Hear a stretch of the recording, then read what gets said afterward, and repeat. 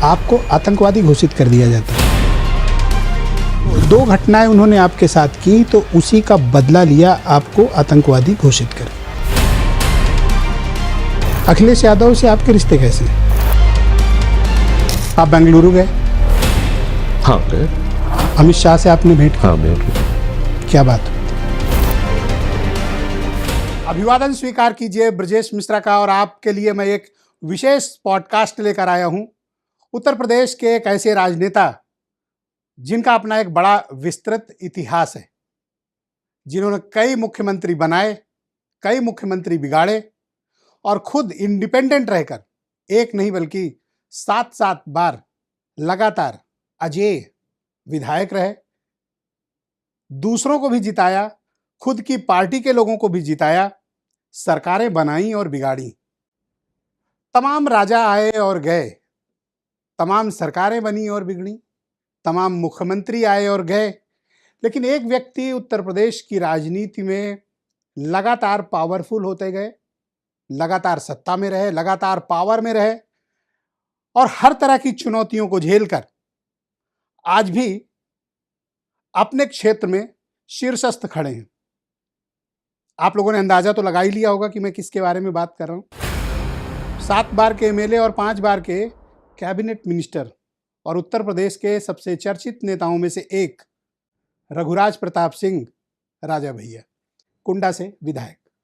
बहुत स्वागत आपका और बहुत धन्यवाद। प्रणाम। आज बहुत दिनों के बाद आपका एक इंटरव्यू करने का अवसर मिला। कुछ पुरानी यादें भी ताजा हुई। आपने बुलाया इतने दिनों बाद? नहीं, मैं तो अक्सर आपको बुलाता रहता हूँ, आप थोड़ा मीडिया से दूरी जरूर बरतते हैं। ऐसा नहीं। इन दिनों कैसी चल रही है आपकी राजनीति? सब ईश्वर की कृपा से अच्छा चल रहा है। आपकी स्पीच बड़ी चर्चा में जो आपने अभी विधानसभा में दी, अब आपने एक लाइन पकड़ ली है सनातन की। नहीं, देखिए, बड़ा गंभीर विषय आपने पहले ही प्रश्न से उठा दिया है, तो हम ये बता दें कि लाइन पकड़ने जैसी कोई बात नहीं है। विचारधारा हमारे पिताजी के, हमारे पूरे परिवार की यही रही है। हाँ, जहाँ जो गलत हो रहा है उस चीज़ को हमने पॉइंट आउट किया। संभवतः आप परसों की विधानसभा के भाषण की बात कर रहे हैं। आप जब उस भाषण को सुनेंगे तो मैं नहीं मानता हूं कि एक भी बात उसमें ऐसी होगी जिससे आप असहमत हों। कई विषय थे और वो विधायकों से एक तरह से राय मांगी गई कि जब हमको आज़ादी के हम 100 वर्ष पूरे कर रहे होंगे तो हम किस तरह का भारत देखना चाहेंगे और उस विकसित भारत में क्या हमारे सुझाव होने चाहिए। इस निमित्त 24 घंटे से अधिक का एक मैराथन सेशन बुलाया गया था, तो उसमें माननीय विधायकों ने, माननीय मंत्रियों ने अपनी अपनी राय दी, तो उसमें हमने बोला था। आप सनातन भारत चाहते हैं? नहीं, भारत तो सनातनी है ही है। भारत अगर आज धर्मनिरपेक्ष राष्ट्र है तो सिर्फ इसलिए कि यहाँ सनातनी बाहुल्य है। आप थोड़ा हम पहले जाना चाहेंगे। अंग्रेजों ने भारत पे शासन किया, अंग्रेज जाने लगे तो अल्लामा इकबाल और जिन्ना ने ये कहा कि मुसलमान हिंदू के साथ नहीं रह सकता, हमको अपना इस्लामिक राष्ट्र अलग चाहिए।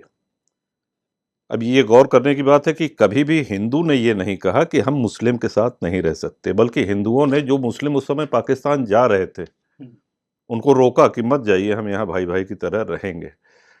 तो जो बंटवारा देश का हुआ वो धर्म के आधार पे हुआ। ये एकदम ये ऐतिहासिक सत्य है। आप, हो सकता है आप न सहमत हों इस बात से, लेकिन यथार्थ तो यही है। तो हिंदुओं ने कभी ये नहीं कहा कि मुस्लिम हमारे साथ न रहें या हमको अलग। हाँ, भारत यदि धर्मनिरपेक्ष देश है आज तो उसका कारण ये है कि वो हिंदू बाहुल्य है। आप चाहते हैं कि ये हिंदू राष्ट्र हो जाए? क्यों नहीं चाहेंगे, बिल्कुल हो जाए, बिल्कुल चाहते हैं। आप संविधान बदलना चाहते हैं? नहीं, संविधान बदलना बिल्कुल बदले नहीं कैसे चाहते। हम होगा? एक बड़ा अच्छा विषय आपने उठा दिया। दुनिया में कई एक ऐसे देश हैं जहां संविधान नहीं है, जहां राजतंत्र है, सुल्तान बैठते हैं या तानाशाही है, वहां संविधान का कोई मतलब नहीं। लेकिन जिन देशों में संविधान है, हर संविधान की एक प्रस्तावना है, एक प्रिएम्बल है, वो संविधान की आत्मा होती है। संविधान शिल्पी बाबा साहब अम्बेडकर ने, पंडित नेहरू ने, सरदार पटेल, सरोजनी नायडू, कृपलानी जी आदि आदि अनेक विद्वान हुए जो संविधान सभा में थे, और बाबू राजेंद्र प्रसाद की अध्यक्षता में संविधान सभा ने इस संविधान का निर्माण किया। अब प्रियम्बल में संशोधन कर दिया 76 में इमरजेंसी के समय इंदिरा गांधी में। आपको ऐसा कोई दूसरा उदाहरण नहीं, मतलब क्या समझा जाए कि ये बाबा साहब अम्बेडकर से बड़ी विद्वान हो गई थी, या सरदार पटेल से बड़ी विद्वान है, या तो ये तानाशाही है कि इमरजेंसी के समय संविधान की जो मूल भावना, जो आत्मा होती है प्रियम्बल, उससे खिलवाड़ किया गया, आप जो ये कि चाहते नहीं हैं होना कि चाहिए। समाजवादी और सेकुलर दो शब्द संविधान से हट जाएं? हम चाहते हैं कि हमारे संविधान की प्रस्तावना, आपने एकदम सही पकड़ा है, और हमारे पास तस्वीर भी है, आपके पास भी होगी, जो मूल प्रस्तावना है वही स्वरूप होना चाहिए। तो इसका मतलब आप समाजवाद नहीं चाहते हैं? नहीं, उसमें डिलीट करना पड़ेगा। आप देखिए, इमरजेंसी के समय क्या कांग्रेस समाजवाद चाहती थी? क्या कांग्रेस समाजवाद चाहती थी?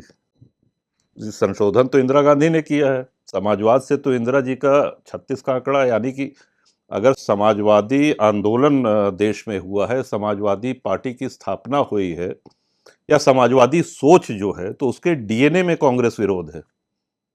अगर आज लोहिया जी जीवित होते, आचार्य नरेंद्र देव होते, आज जीवित होते, क्या कभी कांग्रेस से समझौता करते? आप क्या चाहते हैं?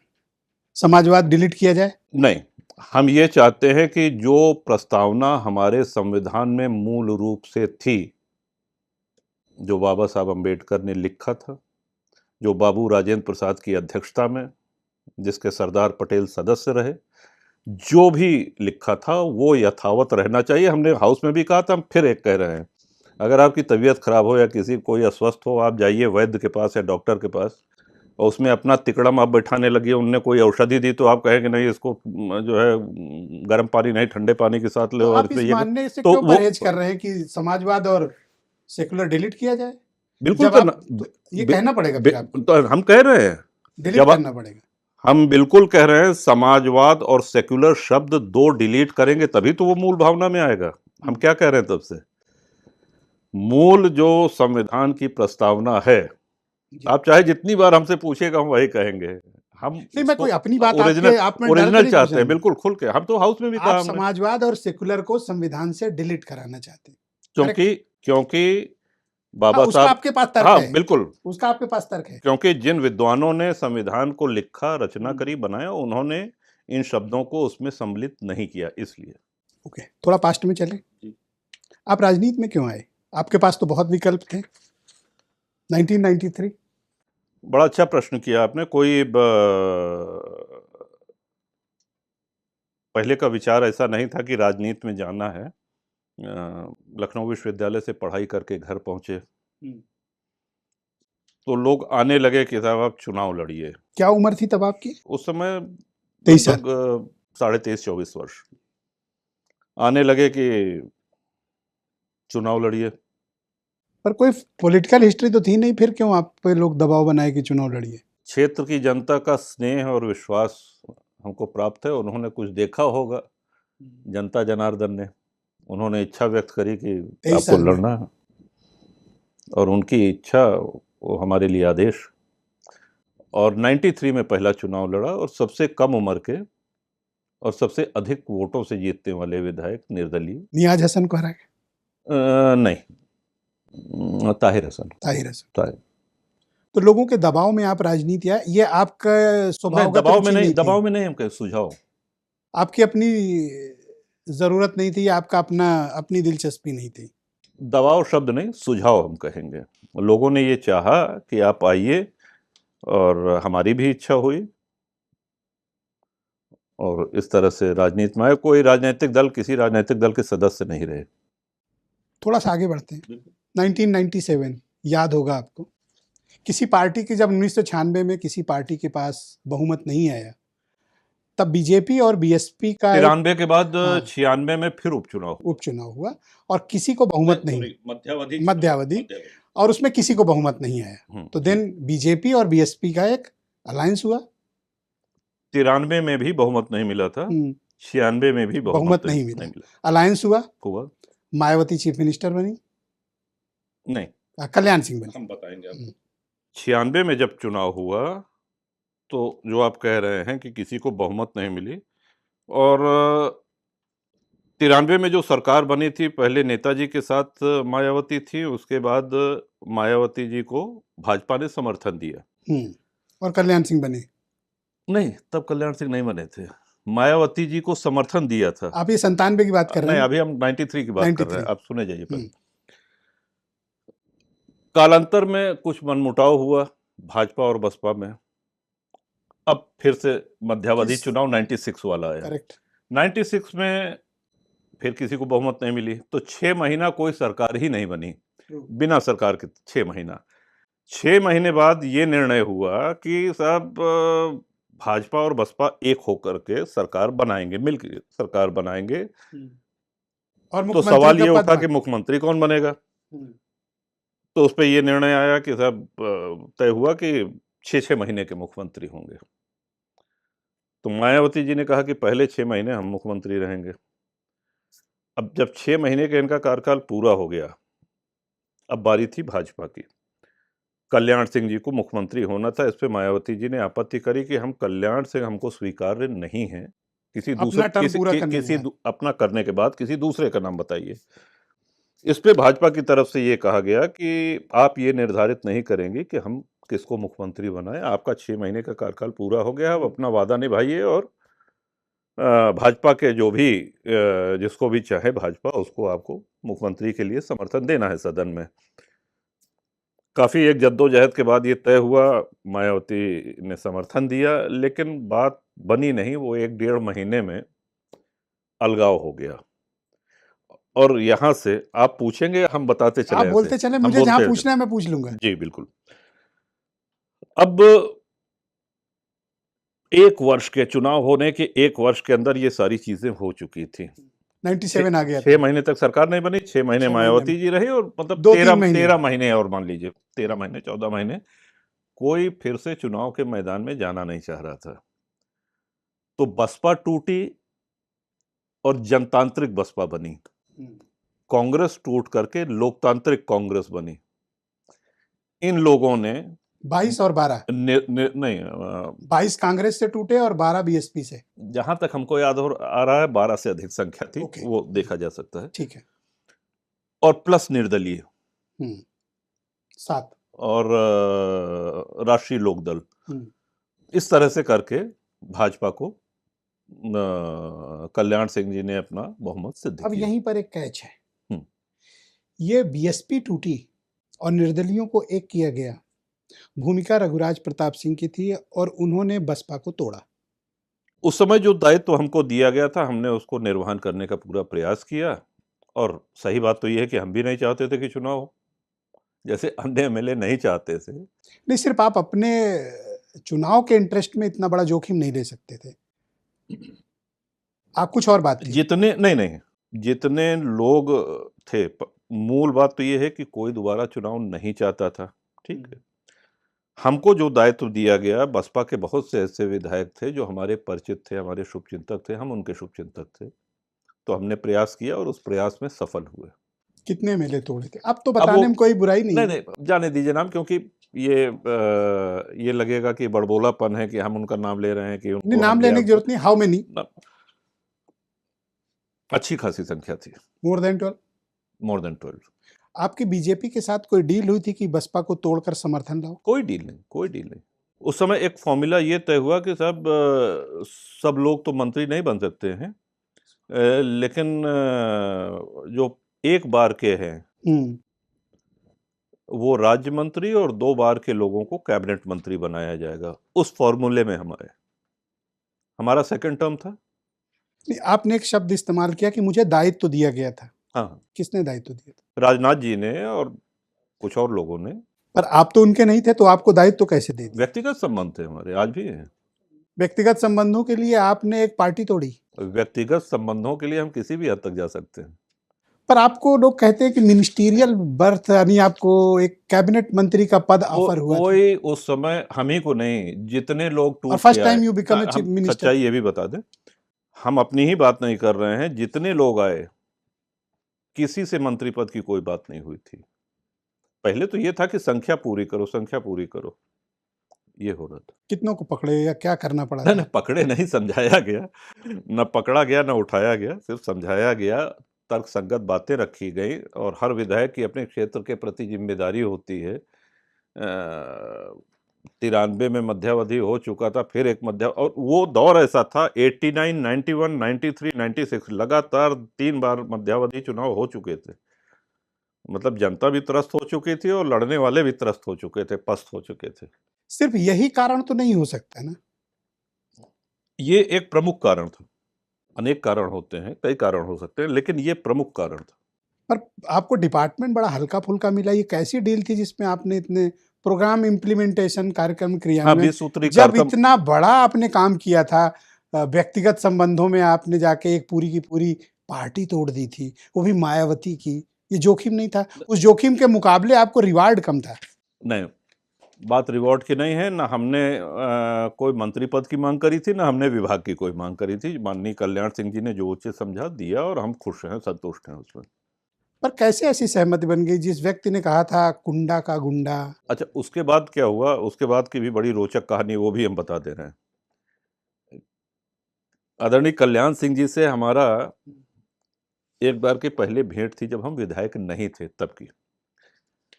अब उन्होंने जो भी उनको फीड किया गया हो, जो शब्द आप कह रहे हैं, उन्होंने कुंडा में आके ये भाषण में कहा और चुनाव हुआ, हम जीत गए। जीतने के बाद जब लखनऊ आए तो हम कल्याण सिंह जी से मिलने गए। पहली बार भेंट हुई? नहीं, मतलब हमने बताया कि विधायक बनने के बाद पहली बार। नहीं, इसके पहले भेंट हो चुकी भेंट थी। हुई। भेंट हो चुकी थी, लेकिन हम गए, उनके कमरे में गए, बुलाए गए, बैठे। हम कहे, "आप ऐसा कैसे बोल दिए हमारे विषय में?"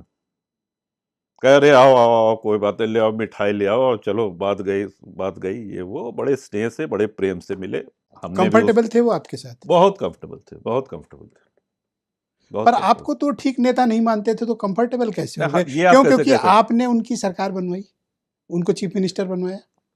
देखिए, ये बड़बोलापन होगा कि हम कहें कि हमने बनवाया, नहीं। उनके चीफ मिनिस्टर बनने में जो फैक्टर्स थे, उसमें थोड़ा-सा गिलहरी योगदान हमारा भी हो सकता है। गिलहरी कैसे था? क्योंकि उन्होंने वोट ही सिक्योर किया था, आई थिंक 220, 218 या 221 के इतनी आसपास। संख्या हमको नहीं याद है। हाँ, मतलब बहुत थिक और मार्जिन से थे ये भी वो। हम बता दें कि उस और समय बीजेपी के पास अपने तो संख्या थी नहीं। उस समय 425 सदस्य हुआ करते थे उत्तर प्रदेश की करेक्ट। विधानसभा में, उत्तराखंड अलग नहीं उत्तराखंड हुआ अलग था। नहीं था। तो 222 की दरकार थी तब। हाँ, और 222 ही एग्जैक्ट उनको मिले भी थे, यानी नहीं बहुत। ऐसा नहीं था, 222 थे, ऐसा नहीं था। 222। वो देखना पड़ेगा, वो ऑफ हैंड इतना ठीक याद, मार्जिन मान लेते हैं, एक बीच का रास्ता चलिए निकालते हैं। कंफर्टेबल मार्जिन हो गया था। बीजेपी प्लस लोकतांत्रिक, जनतांत्रिक, आरएलडी, इंडिपेंडेंट सब मिलके। तो जब आपको ये दायित्व दिया गया था कि बसपा तोड़ो, तो कल्याण सिंह के भी ने भी कहा था या सिर्फ राजनाथ सिंह ने कहा था? नहीं, उस दौरान कल्याण सिंह जी से भी बात होती थी, कलराज जी से भी बात होती थी, मानी लालजी टंडन जी से भी बात होती थी, सभी लोगों से बात होती थी। क्या आपको रिग्रेट है ऐसा करने का? कोई रिग्रेट नहीं। क्यों? गलत क्या किया इसमें? अरे एक पार्टी तोड़ दी पूरी। नहीं, हम ये एक कहेंगे कि पार्टी तोड़ दी। 3 बार से लगातार डेमोक्रेटिक प्रोसेस को बिल्कुल, आपने रोका। बिल्कुल।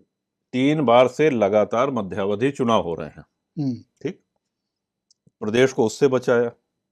दूसरा, हम फिर कह रहे हैं कि कोई भी विधायक 1 साल के अंदर पुनः चुनाव में नहीं जाना चाह रहा था।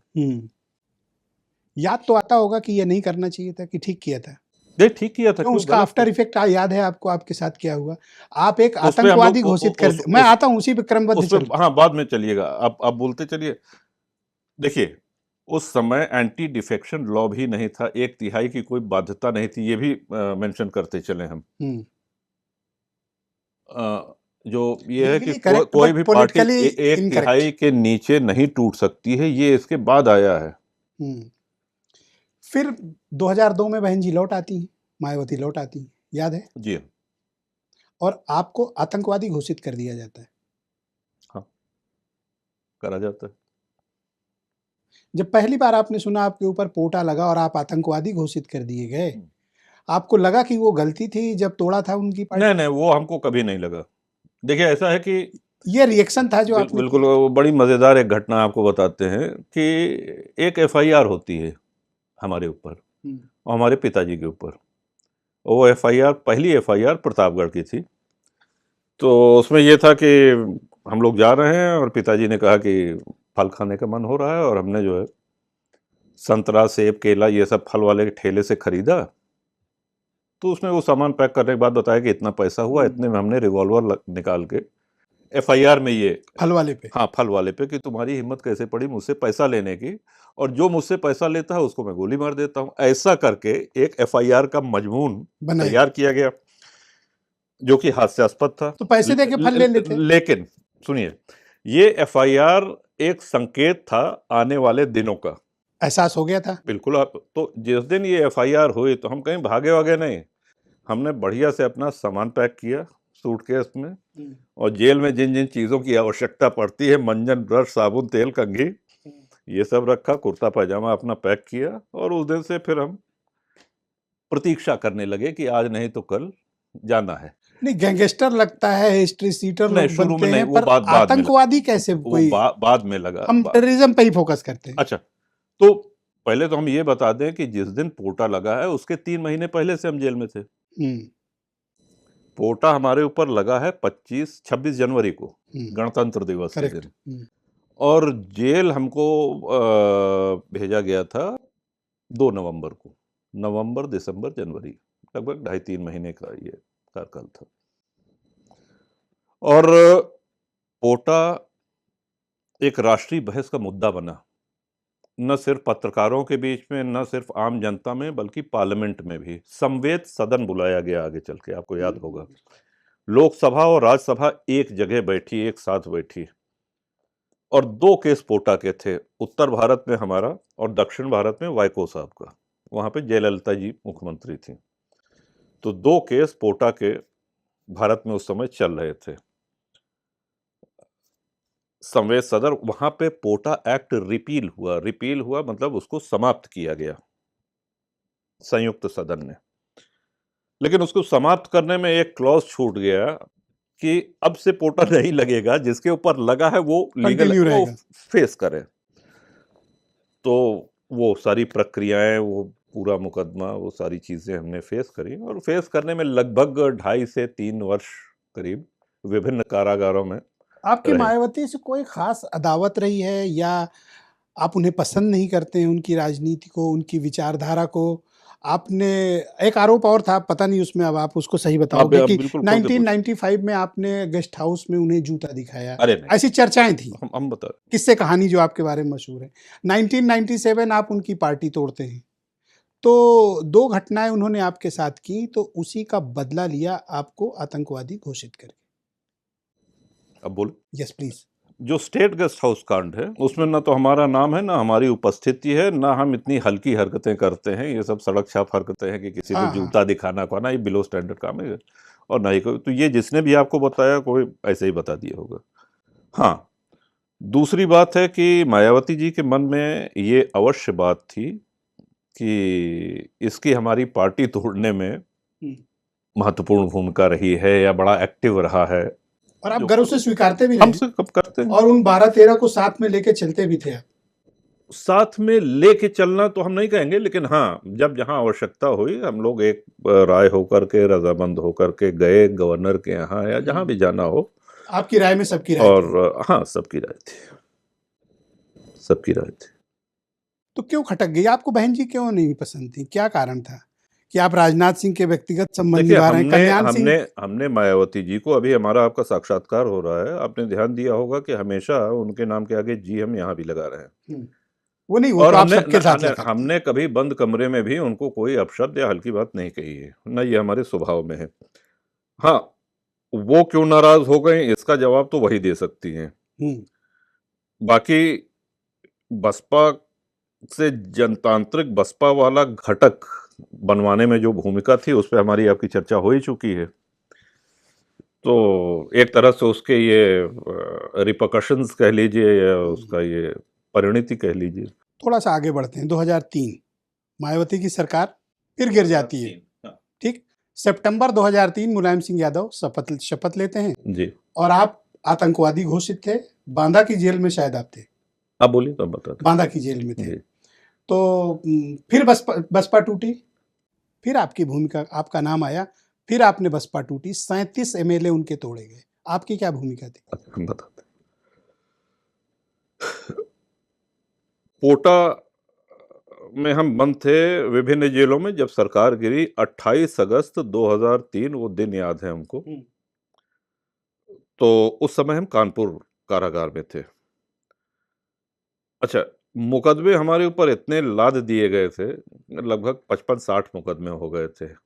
6 तो सिर्फ गैंगस्टर हो गए थे। अच्छा, रोज सूचनाएं आती रही होंगी कि हाँ, मुकदमे रोज एक पत्र पहुंचा रहे। विचलित तो हुए होंगे और एकदम। नहीं, उस समय ये तो हम खुल के आपको भी और सारे दर्शकों को कहेंगे कि कभी मन कमजोर नहीं हुआ।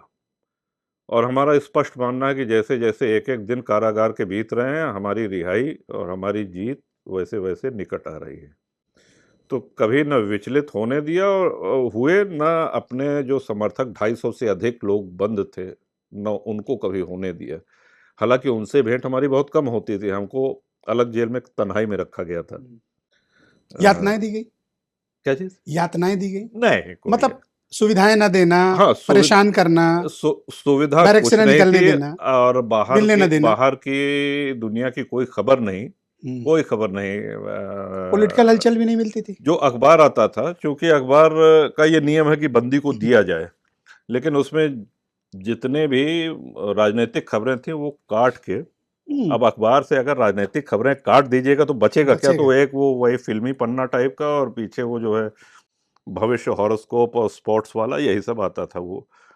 तो आप कैसे चालें चलते थे फिर? इन लोगों को, बसपा को कैसे कोई न्याय चाल दिया नहीं, जाए? कोई चाल नहीं, कहीं कोई बात ही नहीं। और ये भी हम बता दें कि जैसे लोग कहते हैं ना कि नेताजी के 28 अगस्त 2003 को समाजवादी पार्टी की सरकार बनी, नेताजी मुख्यमंत्री बन गए। और सितंबर में शपथ ली थी, सितंबर। हाँ, 28 अगस्त को सरकार गिरी जी, और सितंबर में हाँ, शपथ ली। बस शपथ ली। और हम छूटे हैं अगस्त 2004 में। मतलब आप समझ लीजिए कि इतने मुकदमे थे कि छूटने में हमको 11 महीने से अधिक लगे हैं। तो एक नेताजी ने बहुत सहृदयता पूर्वक साथ दिया, पूरी मजबूती के साथ साथ दिया, लेकिन मुकदमे थे। जैसे एक लोग कहते हैं ना कि साहब, उन्होंने तो सीएम बनने के बाद पहली प्रेस कॉन्फ्रेंस, पहला फैसला हाँ, योजना भवन में एक प्रेस कॉन्फ्रेंस की थी उन्होंने, बिल्कुल, मुझे याद है। और पहला फैसला हुँ, रघुराज प्रताप सिंह से पोटा हटाने का, हटाने का, केसेस बिल्कुल। हटाने का। उस बट सुप्रीम कोर्ट ने आपको बाहर नहीं आने दिया। एग्जैक्टली उस बयान की जितनी भी प्रशंसा की जाए, नेताजी के मन में स्पष्ट रूप से ये था कि बहुत बड़ा अन्याय हो रहा है। और उन्होंने, आप लोग मौजूद थे, स्पष्ट रूप से प्रेस कॉन्फ्रेंस में कहा। लेकिन उसमें लीगल अड़चनें आ गईं, वो चीज़ मटीरियलाइज़ नहीं हो पाई, वो हो नहीं पाया। ये मुख्यमंत्री के हाथ में नहीं है कि पोटा हटा लिया जाए। इस बात इसीलिए तो हमारा फिर बाद में ट्रायल हुआ। तो बसपा क्यों तोड़ी फिर? अरे बसपा तोड़ी प्रदेश बचाने के लिए। 37 एमएलए तोड़े आपने उनके। ये किस सन की बात कर रहे हैं? ये मैं तब भी कह रहा हूँ, 2003 वाली भी बात अच्छा, कर रहा हूँ, ओके। फिर टूटा था। तभी तो नेताजी बने थे। एक और बात हम कहेंगे कि आप कुछ कोटा, भूल नहीं, मतलब हम वही वैसे आपकी उसी पे आ रहे हाथी हैं। वाली मेमोरी है। हम बिल्कुल आप बताना ना चाहें अलग बात। नहीं, हम खुल के, हमारा खुली किताब है हमारा जीवन, कोई ऐसी बात नहीं है। प्रदेश में वो हाल हो गया था कि ये सरकार अपनी कार्यशैली से बहुत बदनाम हो चुकी थी। बस। और इसका अगला जो चुनाव हुआ उसमें आपको परिणाम सामने आ गया। समाजवादी पार्टी की सरकार बनी, नेताजी मुख्यमंत्री हुए और उन्होंने यद्यपि घोषणा करी, जो हमारे लिए एक बहुत गर्व का और प्रसन्नता का विषय है कि उन्होंने हमारे विषय में इतना सोचा, लेकिन वो चीज़ें हो नहीं पाई इसलिए कि वो मुख्यमंत्री के अधिकार क्षेत्र के बाहर की चीज़ है। तो छूटे तो हम कोर्ट के माध्यम से, फिर मुकदमा चला, फिर जेल जाना पड़ा, छूटे, एक आप लंबी लड़ाई। सत्ता में बने रहने के लिए ये सब करते थे? पार्टियों को तोड़ते थे, विधायकों को तोड़ते थे, या फिर आपकी कोई व्यक्तिगत रुचि या कोई महत्वाकांक्षा थी कि मुझे ये बनना है, या कोई पॉलिटिकल डील थी? नहीं, कुछ तो था। जब हमको लगता है कि ये सरकार जानी चाहिए, आप 2002 की बात कर रहे हैं और उसके पहले 97 की भी बात। इतना रिएक्शन उस सरकार का था और मध्यावधि चुनाव होते-होते ऊब चुके थे सब लोग। हमने बताया ना कि 89, 91, 93, 96 लगातार चुनाव हुए हैं डेढ़-डेढ़, 2-2 साल पे। पर चुनाव तो डेमोक्रेटिक प्रोसेस है ना? अरे तो ये थोड़ी कि हर साल चुनाव हो, ये कोई डेमोक्रेटिक, ये तो इसके लिए क्या अनडेमोक्रेटिक है। कोई पार्टी चुनाव तोड़वा चुनाव देंगे आप? चुनाव चुनाव की अवधि होती है। चुनाव की अवधि होती है 5 वर्ष। 5 वर्ष के लिए जनता चुन के भेजती है और आपसे उम्मीद करती है कि 5 वर्ष आप अमुक-अमुक विकास के कार्य करेंगे, आप जनता के साथ उपस्थित रहेंगे। आप इस तरह से जनसेवा करेंगे, पता चले गए जो है और साल भर के अंदर फिर लौटे चले आ रहे हैं कि पर लेकिन आपने जो कुछ भी किया, आपकी फैमिली को भी तो भुगतना पड़ा ना? आपके फादर को वृद्ध हैं, उनको इस स्थिति में उनको जेल काटना पड़ा। लेकिन उनकी भी बहादुरी देखिए कि उन्होंने एक बार भी हमसे नहीं कहा। कोई चेहरे पे शिकन नहीं उनके। उनको ये विश्वास है कि हम गलत नहीं हैं। कोई चेहरे पे शिकन है और बात सिर्फ अपने पिता की नहीं, हमारे साथ करीब 250 से अधिक कार्यकर्ता, समर्थक, सब लोग, एमएलसी गोपाल जी जेल में रहे, हमारे ब्लॉक प्रमुख गण, हमारे प्रधान गण, जिला पंचायत के अध्यक्ष पटेल जी, विंदेश्वरी प्रसाद पटेल जी, कई लोग जेल में रहे। वो लोग बड़ी बहादुरी से रहे सब लोग। अच्छा है, जीवन में संघर्ष का एक दौर आता है, उसको बहादुरी से सामना करना चाहिए। आप मायावती को दुश्मनी के भाव से आपने क्यों देखा? बिल्कुल नहीं। तो उनकी पार्टी क्यों तोड़ी? बिल्कुल नहीं। उन्होंने आपका क्या नुकसान किया जो आपने उनका इतना नुकसान किया? उनको हर बार अगर सत्ता उनके हाथ से फिसली या पार्टी टूटी, रीजन थे रघुराज प्रताप नहीं, सिंह। नहीं, ऐसा नहीं है। कई बार ऐसा इतना हुआ। ज़्यादा श्रेय हमको मत दीजिए। वो नहीं, मैं अभी 7 में नहीं पहुंचा, अभी 2007 के पहले की बता रहा हूँ। नहीं, नहीं, ऐसा नहीं है। और फिर हम कहेंगे कि देखिए भूमिका अच्छा, इसको आप श्रेय मानते थोड़ी हैं? बहुत भूमिका किसी की हो सकती है, लेकिन हम्म। परिस्थितियां हैं उसमें हर जो विधायक है या निर्वाचित जनप्रतिनिधि, वो भी अपना हित और हानि देखते हैं। तो ये आम विचार बन गया था कि साहब कल्याण सिंह जी को मुख्यमंत्री बनने का एक न्यायोचित निर्णय है ये, क्योंकि 6 महीने का कार्यकाल इनका पूरा हो चुका था, कल्याण सिंह जी की बारी थी ये। घर से AK-47 मिलती है और आप कह रहे हैं कि कुछ आपके हाँ, पास पता है ही नहीं। हमको भी चला। अच्छा हुआ क्या कि इतने पिताजी खतरनाक हथियार आप घर पे रखते हो? अरे सुनिए तो, ये भी बड़ी हास्यास्पद कहानी है। जी। हम तो जैसा कि हमने बताया ये पिताजी की गिरफ्तारी के समय की है हम्म।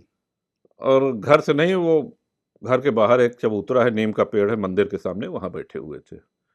तो पुलिस पहुंची और दौड़ धूप के 10-20 इधर दौड़े उधर दौड़े और फिर उन्होंने सामने ले आकर के प्रोड्यूस करी ये क्या कि AK-47? ये साहब ये बरामद हुआ है। क्या बरामद? AK-47। सच तो में थी वो? है मतलब रियल AK-47 रियल AK-47। अच्छा, इस उसके बरामद होने के पहले हम प्रयाग में पत्रकारों से हम ये कह चुके थे कि अगली योजना हमारे घर से इनका कोई अस्त्र शस्त्र बरामद कराने की है। ये हम पहले इलाहाबाद कचहरी की बात है। कोई बैक चैनल आपके साथ टच में था क्या, कोई अधिकारी? नहीं, पहले सुने जाइए। तो जब AK-47 प्रोड्यूस करी उन्होंने, तो पिताजी ने हंस के यही कहा कि चलिए अच्छा कि आपने कोई कट्टा वट्टा नहीं दिखाया, नहीं तो बड़ी बदनामी होती। तो वही है कि जानते थे कि जेल जाना है। तो और फिर बाद में न्यायालय से जब वो केस आया तो ससम्मान बरी हुए, पोटा न्यायालय से हटा। तो इसमें हमारी न्यायिक जीत हुई। हाँ, उस न्यायिक जीत के लिए वर्षों जेल में रहना पड़ा और लंबी लड़ाई लड़नी पड़ी, वो अलग बात है। चलिए प्रारब्ध होता है, अपना अपना अपना प्रारब्ध होता है। तो अगर मायावती कोई कोई पछतावा नहीं है, कोई रिपेंटेंस नहीं है, कोई ग्लानि नहीं है, कोई दो राय नहीं है। हमने जो किया उस समय के हिसाब से सही किया। जो आप बार बार सरकार तोड़ने की बात कर रहे हैं, वो प्रदेश हित में भी जरूरी पार्टी था। तोड़ने? अरे सॉरी सॉरी, पार्टी तोड़ने की। जी। तो बिल्कुल। ये विचार तो कई बार मन में आया होगा कि अगर मायावती से पंगा नहीं लेते तो आप इस समय पॉलिटिकल पोजीशनिंग आपकी एक नेक्स्ट लेवल पे होती, और ऊपर या और नीचे। ऊपर होती। चलिए ऐसा ठीक। है? कभी इस नहीं, तरह का कभी ख्याल कभी आया? कभी कभी विचार नहीं आया। या उनसे लड़ के ही आप इस पोजीशन पे मजबूत हुए? नहीं नहीं, ऐसा पोजीशन ऊपर या नीचे हो इसलिए नहीं। और फिर हम कहेंगे कि हमने कोई लड़ाई नहीं लड़ी, उन्होंने ऐसी कार्रवाइयां करी जिसको पूरे प्रदेश और देश की जनता ने गलत माना, और जनता ने ही नहीं, माननीय न्यायालय ने भी गलत माना, और वहां से एक एक मुकदमे में हम बरी हुए हैं। फिर 2007 आ जाता है, जी, मायावती बहुमत से जीत पूर्ण कर बहुमत आती। से पहली सरकार। जब आपने देखा टैली में कि मायावती बहुमत में, हम्म। आपको जेल याद आई? नहीं, हमने सोचा कि सूटकेस फिर से पैक कर लिया जाए, कभी भी जरूरत पड़ सकती है। तो ये 7 की बात है, 2007। 7 से 12। हाँ, हम्म। तो तैयार रहे, अपना क्षेत्र में काम करते रहे, सक्रियता बनी रही विधानसभा के अंदर और बाहर दोनों जगह। लोग कहते हैं कुछ बैक चैनल आप मायावती के साथ कांटेक्ट में थे, आप या आपका परिवार? नहीं नहीं, कभी नहीं, कभी नहीं। कभी नहीं। 2007 से कभी आपकी फिर भेंट हो पाई मायावती से? कभी आमना सामना हुआ उनका आपका, अलग से बात 2000 किए? नहीं, जब वो सदन में थी, हम्म। मुख्यमंत्री थी, तो जब सदन चलता था तो नहीं, वह तो 400 विधायक सब मिलते बस हैं बस बस आपकी। बस उसी में, कोई व्यक्तिगत भेंट नहीं। आपने मुख्यमंत्री के रूप में उनसे, कभी एक विधायक थे आप, समय मांग कर गए मिलने? ये पहली बार जब वो मुख्यमंत्री हुई थी, तो 1-2 बार की भेंट है हमारी। हम्म। जब पहली बार हुई थी, ये बात होगी क्षेत्र के 95 काम के की। लिए भी कभी नहीं मिले? हाँ, क्षेत्र के ही काम आपके के लिए, परिवार से भी कोई क्षेत्र नहीं के ही मिला? काम के लिए। ओके। 2010 में पंचायत का चुनाव होता है और आप फिर से अरेस्ट कर लिए जाते हैं। हाँ 2010। हाँ, 10 वही 7 से 12 ठीक। वाली सरकार, और 7 से 12 वाली सरकार में। आपके बेती राजभवन का अधिकांश हिस्से को सरकार अधिग्रहित कर लेती है, अंबेडकर बर्ड सेंचुरी घोषित होती है, आपकी प्रॉपर्टी जब्त कर ली जाती है। थोड़ा सा एक वो हम बता हम्म। दें, अधिग्रहित हुआ था पोटा के समय, अधिग्रहित बर्ड हो। सेंचुरी हाँ, बर्ड सेंचुरी। पोजीशन में लिया उन्होंने? नहीं, उसमें कई चीजें हैं, उसमें इतना लोगों, हालांकि वो न्यायालय में विचाराधीन है मामला, उसमें इतने काश्तकार हैं, विद्यालय के नाम जमीन है, ग्राम सभा, उसको लिया ही नहीं जा सकता है। वो एक बड़ा अभी लंबा आपके लीगल अभी आपके वो है। पोजीशन में है वो? नहीं, हमारे पोजीशन में नहीं है, वो फ्री है, जैसे पहले था वैसे है। पूरे गांव के लोग, सबके पोजीशन में है वो, और वो नेचुरल लेक है। आप कभी, आपने शायद ना देखा हो, आप आइएगा तो दिखाएंगे अवश्य। मगरमच्छ उसी में है क्या? हाँ, हैं? चर्चित वाले मगरमच्छ उसी में। अच्छा, बड़ी कहानियां हैं आपके लिए उसमें। मगरमच्छ वाली कहानी जो है वो सबसे ज्यादा प्रचलित है। आपको मगरमच्छ कैसा लगता है? ब्रजेश जी, पहले तो हम दर्शकों को बता दें कि ब्रजेश जी से हमारा बड़ा लंबा परिचय है। और किस सन का है बताइए? 1997 मेरी आपकी पहली मुलाकात है। 97 में। तब मैं प्रतापगढ़ में और बड़े ही ओजस्वी मुखर और कर्मठ पत्रकार, देख के अच्छा लगता था, और लगभग दोनों की एक ही उम्र है। और फिर आप प्रतापगढ़ छोड़ के लखनऊ आ गए। तो ये बात हम इसलिए कर रहे हैं कि गंगा जी के इस पार हमारा घर है और उस पार आपका ट्रू। गांव है। ट्रू। तो ये मगरमच्छ वाली किंवदंती कम से कम आप तो मत कहिए, नहीं, लोग बाकी चर्चा जो तो करते बाहर हैं। के लोग हैं वो कहें। हाँ, गैंजेटिक घड़ियाल गंगा जी में पाए जाते हैं। और वो आपको पसंद भी है वो? क्या चीज, हमको तो हर वन्य प्राणी पसंद है, हम तो वाइल्ड लाइफ लवर हैं। मगरमच्छ पसंद है? नहीं, हमको हर वाइल्ड लाइफ का हमको बड़ा शौक है, हम वाइल्ड लाइफ सैंक्चुरी जाते रहते हैं, सिर्फ मगरमच्छ ही नहीं, जो भी जीव जंतु जंगल में है वो सब पसंद है हमको। तो आपने कब फाइनली ये बात मन बनाया कि अब ये पार्टी तोड़ने ओड़ने वाला काम अब नहीं करना है?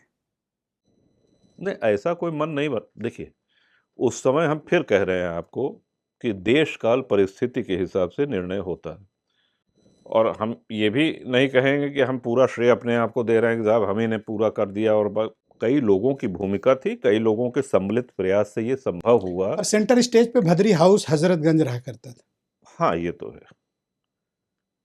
हाँ, वो बीच में पड़ता है ना नगर के। बीच में तो बहुत लोगों के घर हैं। तो सुविधा रहती थी सबको आने जाने में, मिलने जुलने में। हम्म। तो ये सही कह रहे हैं आप कि भदरी हाउस की भूमिका रही। गर्व होता है उस बात पे जो सही किया? काम किया, बिल्कुल गर्व है। कभी रिग्रेट नहीं हुआ? नहीं, क्यों रिग्रेट होगा? प्रदेश बचाने का और एक आम चुनाव की अवध के पहले प्रदेश को चुनाव में झोंक दिया जाए, इससे अगर हमारी थोड़ी सी भी भूमिका रही है इसको करने में, तो ये हमारे लिए गर्व का विषय है। आपके साथ किया गया वायदा निभाया गया था तब? नहीं, हमसे कोई वायदा नहीं हुआ, बातचीत तो हुई होगी। कोई बातचीत नहीं, कोई बातचीत नहीं, कोई सौदेबाजी नहीं। अगर आपको ये लग रहा हो कि किसी मैं सौदेबाजी प्रलोभन थोड़ा या हल्का शब्द है, हल्का सौदेबाजी थोड़ा नहीं नहीं नहीं, हल्का शब्द है, मैं वायदा वाली बात की है। कोई वायदा नहीं ना, हम कोई वायदा जो, हाँ ये सही बात है कि मंत्री बनाए गए और काम देखा गया, उसके बाद हमको खेल कूद और युवा कल्याण मिला, फिर बाद में खाद्य रसद, फिर उसके बाद खाद्य रसद के साथ कारागार भी, और कारागार का अनुभव था तो अच्छा, कारागार मंत्री, जेल मंत्री आपने बाई चॉइस मैंने सुना लिया था? नहीं नहीं, ये नेताजी का निर्णय था, नेताजी का निर्णय।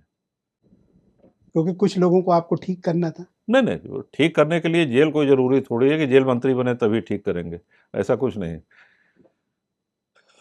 हमारा 2-3 विभाग के विषय में हम यह अवश्य आपसे कहना चाहेंगे और सभी दर्शकों से, कि बाकी तो चलिए ठीक है, कई विभाग होते हैं, लेकिन जेल मंत्री उसको बनना चाहिए जिसको जानकारी हो, खेल मंत्री जो खेल प्रेमी हो, और वन मंत्री जिसको जंगल का ये सब प्रेम हो। अच्छा, जेल में क्या है कि देखिए, हम एक जेल मंत्री के रूप में जो हमने मीटिंग ली, हमने कहा कि देखिए हम कस्टोडियन हैं, हम जैसे बैंक में लॉकर होता है उस तरह से हम, आप अपने को समझिए। न्यायालय जो है बंदी को भेजता है, उसको हमको उसी हालत में सेफ कस्टडी में रखना है, और जब न्यायालय का आदेश हो तो वो लॉकर खोल के उनको सुपुर्द, हम उसके सिर्फ केयर टेकर हैं। हाँ, लेकिन जेल में शोषण भी बहुत होता था, बंदियों को मिलने के लिए पैसा लिया जाता था, पेपर पैसे का कटिंग करके पेपर दिया जाता था, नहीं, वो मिलने नहीं दिया जाता था, पेपर जो वाला व्यक्तिगत अनुभव थे। बहुत ही आइसोलेटेड घटना हमारे साथ हुई, आमतौर पे अखबारों की कोई वो नहीं, लेकिन हाँ जितना सुधार हम कर सके उतना किया। जैसे भोजन व्यवस्था में सुधार किया, वाटर कूलर लगवाए, पंखा लगवाया, टीवी लगवाया, जो अनुमन्य है। मुलाकात जितनी अनुमन्य है उतनी मुलाकातें करवाएं, जेलों की साफ सफाई, हाइजीनिक, रोटी बनाने की मशीन, ये सब सारी चीजें हमने उस कार्यकाल में कर। अच्छा, आपका मैंने जिंदगी देखी, आपकी राजनीति देखी, एक रोलर कोस्टर की तरह, अप डाउन अप डाउन। इधर थोड़ा स्थिरता आई है 7-8 सालों में, अदरवाइज कभी एकदम नीचे, कभी टॉप पे। सहजता वाला आपका कभी जीवन व्रत रहा नहीं है। कम टू द 2012, मायावती की सरकार गई, 2012 आपकी सपोर्ट वाली सरकार बहुमत के साथ आई, मुलायम सिंह यादव, अखिलेश यादव मुख्यमंत्री बने, आपने उनके साथ शपथ ली, ठीक? हाँ, साल भी नहीं बीता, 2 मार्च 2013 डिप्टी एसपी जियाउल हक की मॉब लिंचिंग एंड मर्डर। आपका बुरा समय फिर शुरू, आपको आप पर FIR हुई, आपको इस्तीफा देना पड़ा। 2 मार्च 2013 को जब ये घटना हुई, उस वक्त आप कहाँ थे? कुंडा में?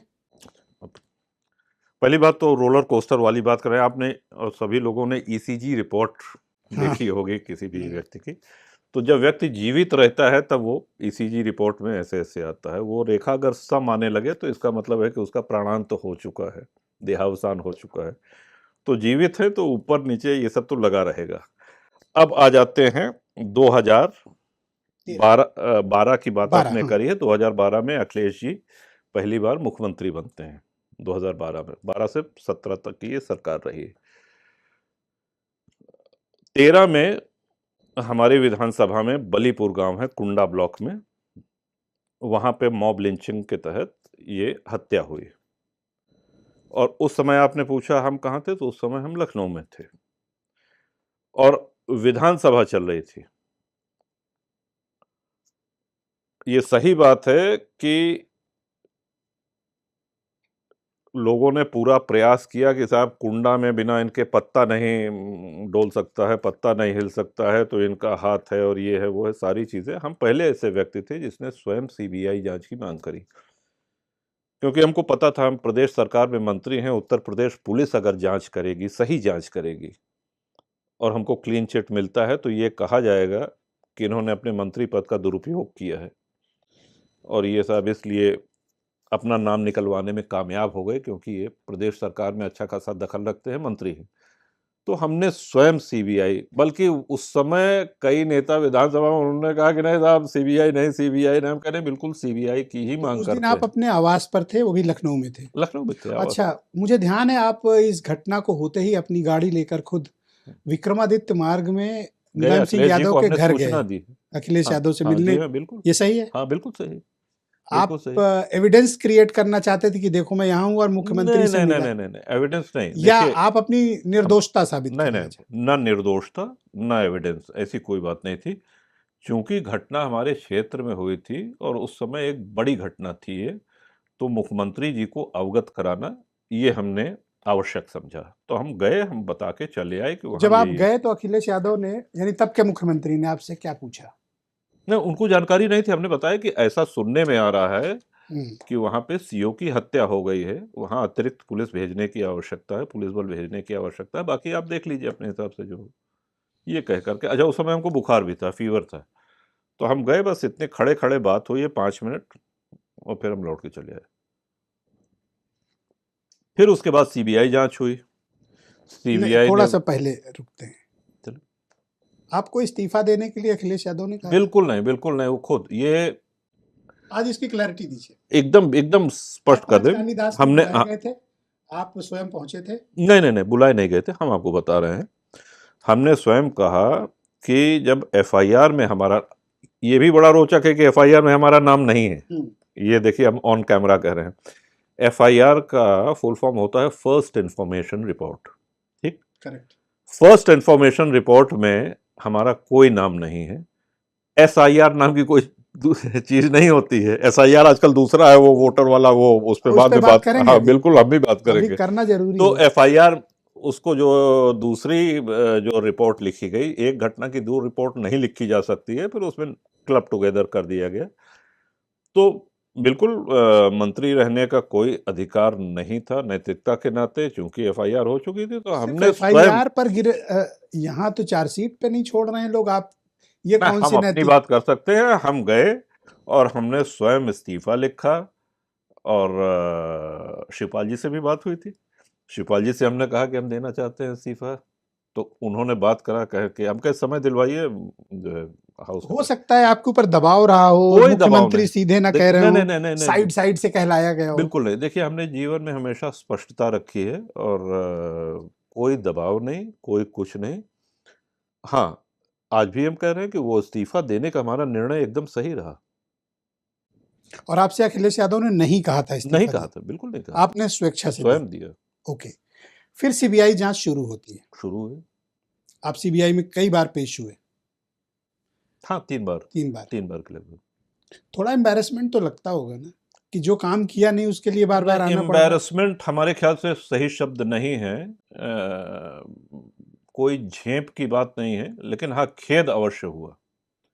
और खेद इसलिए भी हुआ, देखिए जो घटना हुई है वो पूरे गांव के सामने हुई है। 250-300 लोगों के सामने हुई है। जिस व्यक्ति ने गोली मारी है वो नामजद है, वो जेल में है, सब लोग जानते हैं, वो ओपन फैक्ट है। वो आपके सपोर्टर थे वो? पूरा गांव हमारा सपोर्टर। देखिए, वो सब गांव ऐसे हैं जहां हमको 90% से अधिक वोट मिलते हैं। तो उन गांवों में जब भी झगड़ा होता है, मारपीट भी होती है, तो पीटने वाला भी हमारा समर्थक है और पिटने वाला भी हमारा समर्थक है। तो वो आज बड़ा, भी 90% अगर वोट अगर मिलते? आप, हाँ, आप वोट की दृष्टिकोण से देखिएगा, तो वहां पे 85-90% हमको मतदान करते हैं लोग। तो ये तो हम नहीं कह सकते हैं, और ना हम कहेंगे कि ये हमारे नहीं है, अब वो अपने हमारे। समर्थकों के बीच वहीं सीबीआई ने ऑफिस खोल लिया, आपको बार बार? ऑफिस कुंडा में खुला था। हाँ, हाँ, कुंडा ही हुआ वो। 9-10 किलोमीटर का अंतर हाँ, है वहाँ। बार बार आपको पेशी पे जाना पड़ता था, समन किया जाता था आपको, तो ये अपने लोगों के बीच एक आपको झेप तो लगी होगी एक दो बार? नहीं, बात झेप की नहीं है। उससे ज्यादा हमको कष्ट इस पे होता था कि वहां के निर्दोष लोगों को सीबीआई बुला करके और पूछताछ करती थी। अच्छा, वो भी एक अंग है, मतलब बैठे बैठाए मुसीबत वाली एक बात थी कि कोई किसी की चाय की दुकान है, किसी की पान की दुकान है, अब उनको बुला करके दिन भर बैठाए हैं, लेकिन वही पूछताछ का तरीका है। और वो एकदम ओपन केस था, लेकिन अब सीबीआई को भी अपनी समय पूरी चाहिए। प्रक्रिया तो अपने अपनानी ही थी। उन्होंने पूरी अपनी प्रक्रिया अपनाई और उनको भी ये भी जाहिर करना था कि हाँ साहब, जांच हो रही जब है पहली बार सघनता से। आपने सीबीआई का सामना किया, उनके सवालों का किया हाँ आपने, हाँ। थोड़ा विचलित हुए? नहीं, क्यों विचलित होंगे? क्या पूछा उन्होंने आपसे? कई चीजें पूछी उन्होंने। पहले तो नाम पूछा, फिर पिता का नाम पूछा, वो तो फिर निवास, प्रोसेस है, वो तो मतलब एक शपथ दिलाई होगी। तो कई चीजें कि इसके बारे में हम क्या जानते हैं। हम कहे कि ये एक प्री प्लान्ड घटना नहीं है, ये तात्कालिक घटना है, ये मॉब लिंचिंग की घटना है। और आप भी यहाँ पे जांच, चूंकि हमको काफी बाद में बुलाया गया, उसके पहले वो कई दिनों तक दूसरों को छानबीन कर चुके थे, कई लोगों के बयान आ चुके थे, लेकिन चूंकि हमारा नाम बाद में जोड़ा गया था तो इसलिए वो आवश्यक था कि कुछ हम। एविडेंस, कुछ गवाहों के बयान आपका सामना कराया गया? नहीं, एविडेंस, गवाहों से हमारा कोई संबंध नहीं। देखिए, अपराध मूलतः दो तरह के हैं, या तो प्री प्लान्ड हो और या एकाएक कोई झगड़ा हो जाए, रोड रेज हो जाए या मॉब लिंचिंग हो जाए। तो ये तात्कालिक विवाद था। पर आपका नार्को टेस्ट क्यों कराया? उसमें सीबीआई दैट ने वाज मोस्ट शॉकिंग। बिल्कुल बिल्कुल बिल्कुल जब और आप कह रहे हैं नो एविडेंस, बिल्कुल बिल्कुल। कोई गवाह नहीं, हाँ, कोई सबूत नहीं, हमारे मैं लखनऊ में था, हमारे अधिवक्ता ने कहा। Then why narco? बिल्कुल बिल्कुल, आप बहुत अच्छा प्रश्न है और मार्के का प्रश्न है। And it's emotional question. बिल्कुल। नहीं नहीं, नार्को करना हमारे किसी मतलब, ये मैं पहली इसको बात तो गलत मानता हूँ। नार्को टेस्ट में ये आवश्यक है कि हमारी सहमति हो। हम्म, अगर हमारी सहमति नहीं है तो नार्को टेस्ट नहीं हो सकता है, ट्रू। और वो अदालत में कहना पड़ता है। तो सीबीआई के अधिवक्ता ने जब ये कहा कि नार्को टेस्ट, तो हमने अपने अधिवक्ता से कहा हम बिल्कुल तैयार हैं। तो कहें आपको लिख के देना होगा। हम कहे लिखिए, आप टाइप करिए, हम तैयार हैं। क्यों सहमत हुए आप? क्या आपको लगता था कि नहीं, कैसे भी हो मुझे इस केस से बाहर आना है, नहीं, चाहे बिल्कुल इसके लिए मुझे प्रताड़ना सहनी पड़े? ये नहीं। हम ये जानते थे कि इस केस की सच्चाई कैसे भी हो सबके सामने आनी चाहिए, और उसके लिए एक नहीं 10 टेस्ट के लिए हम तैयार थे। सच्चाई सामने अगर हम नार्को टेस्ट से भागते या हम घबराते या ये होते कि साहब ये नहीं कराएंगे, तो बात न बनती, मजा नहीं आता। करिए, एक इसका भी अनुभव हो गया कि नार्को टेस्ट कैसा होता है। कैसा होता है? लाई डिटेक्टर टेस्ट होता थोड़ा है। बताइए। नहीं, वो एक कई मशीनें लगी रहती हैं, कई प्रश्न पूछे जाते हैं, उन आप पे आपकी क्या अनकॉन्शियस थे जब प्रतिक्रिया। आपसे ये सब पूछा जा रहा था? नहीं नहीं, तो लाई डिटेक्टर टेस्ट हुआ था, सॉरी, वो कुछ खिला के बेहोश वाला नहीं था ये। लाई डिटेक्टर हाँ, टेस्ट लाई हुआ था? डिटेक्टर टेस्ट था। लाई डिटेक्टर, पूरे होश में थे, जैसे आपसे बात कर रहे हैं। तो उसमें कई मशीनें लगी होती हैं, हाथ में, पैर में, सीने में कनेक्टेड था। और आपके प्रश्न से जो गुस्सा तो आया हमारी होगा जो, आपको? नहीं इसमें गुस्सा की क्या बात है। वो अरे ये कोई वो पूछताछ का तरीका हुआ? ये तो इनह्यूमन हुआ ना। नहीं, बिल्कुल इनह्यूमन नहीं है। बड़े मतलब मेरिट पे वो सवाल कर रहे थे, मेरिट पे हम जवाब दे रहे थे। वो तो पहले भी किए थे कुंडा में। कहीं कोई इनह्यूमन नहीं रहे। बड़े अच्छे से पूछताछ की और हमने भी अच्छे से जवाब दिया। और अच्छा है, ये सब अनुभव जीवन में होना चाहिए कि, तो कहीं तो टूटे होंगे, ना टूटे तो बिल्कुल नहीं। खींच आई होगी, आप तो आप तो खींच आई होगी। आप तो देखिए, हमारा आपका परिचय लगभग 30 वर्ष होने को है, और इस 30 वर्ष में हम आपके स्टूडियो या कैमरे पे भले कम आए, लेकिन हम लोग बराबर संपर्क में रहते हैं। आप बताइए, टूटने वालों में से नहीं है। और जीवन के उतार चढ़ाव होते हैं ब्रजेश जी, कभी कुछ ज्यादा कोई उतार समय। चढ़ाव नहीं है? हाँ, ये हो सकता है, क्यों? विधि का विधान है, प्रारब्ध है अपना अपना। आप बनना क्या चाहते हैं? हम जो हैं वही रहना चाहते हैं। विधायक? नहीं, विधायक तो एक चलिए संवैधानिक पद हो गया। हम जो हैं वैसे ही रहना चाहते हैं, और उसमें संतुष्ट भी हैं और प्रसन्न भी हैं। एक विधायक के रूप में संतुष्ट हैं या एक इंडिविजुअल के रूप में? हम ये कहेंगे कि एक विधायक के रूप में हमको जो दायित्व, जो अधिकार मिला है, जो जनसेवा का, वो हम प्रयास करते हैं कि पूरी ईमानदारी के साथ अपने क्षेत्र में काम करें। जिन्होंने हमको बनाया है उनकी सेवा करें, और बार-बार वो हमको जिताते हैं, ये प्रमाण है कि वो हमारी सेवा से प्रसन्न हैं। क्या आपने मान लिया कि ये बेंचमार्क है, मैंने अचीव कर लिया है, अब इसके आगे मुझे कुछ नहीं मिल सकता या मिलेगा? नहीं, नहीं, नहीं, ये ऐसा नहीं माना जाता है। अब जैसे आपने प्रतापगढ़ से पत्रकारिता शुरू करके आज लखनऊ में इतना बड़ा आपका चैनल है और ये है, ईश्वर करे आप और आगे जाएं। लेकिन अभी आपसे हम पूछें कि क्या आप इससे संतुष्ट हैं, तो आपके मन में भी ये होगा कि हमारा व्यूअरशिप बढ़े, हमारा चैनल बढ़े, इसका नेटवर्क बढ़े।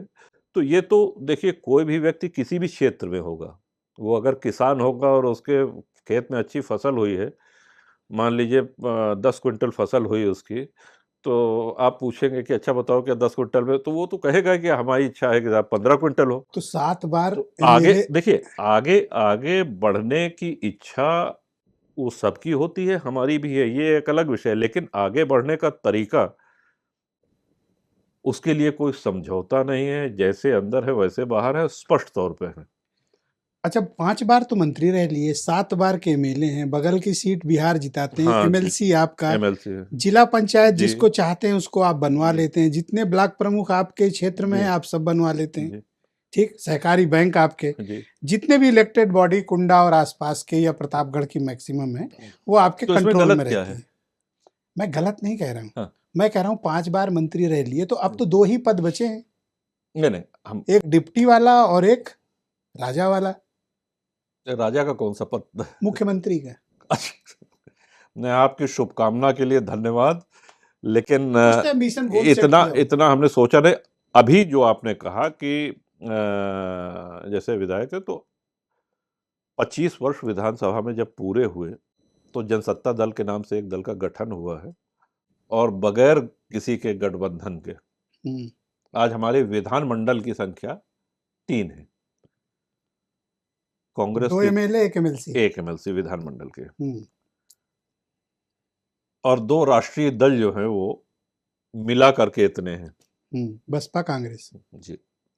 तो हालांकि इसको आप बहुत बड़ी संख्या नहीं कहेंगे, आने वाले दिनों में कार्यकर्ताओं के, सहयोगियों के, समर्थकों की इच्छा अच्छा है कि लोग कहते हैं और आप जोर जबरदस्ती करते हैं चुनाव जीतने के लिए, खास तौर पर जिला पंचायत ब्लॉक प्रमुख, ऐसा और हो जिसको सकता है। चाहते हैं उसको जबरदस्ती बनवाते हैं। नहीं, जबरदस्ती नहीं बनवाते हैं। देखिए, जिसको चाहते हैं उसको लोग जिता देते हैं, विजयी बनाते हैं।